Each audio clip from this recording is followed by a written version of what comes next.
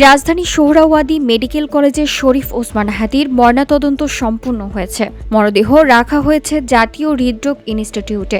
রাষ্ট্রীয় শোক পালন ও জানাজা অনুষ্ঠিত হবে জাতীয় সংসদ ভবনের দক্ষিণ প্লাজায়। নিরাপত্তার জন্য আইনশৃঙ্খলা বাহিনী, পুলিশ ও বিজিবি মোতায়েন রয়েছে।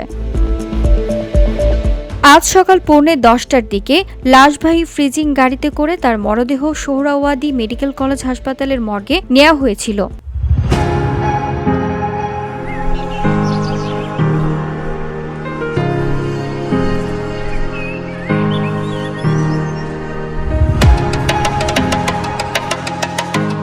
জানাজায় দুপুর 2টায় জাতীয় সংসদ ভবনের দক্ষিণ প্লাজায় হাদির জানাজা নামাজের অনুষ্ঠিত হবে। জানাজা শেষে ঢাকা বিশ্ববিদ্যালয়ে জাতীয় কবি কাজী নজরুল ইসলামের সমাধির পাশে তাকে সমাধিত করা হবে।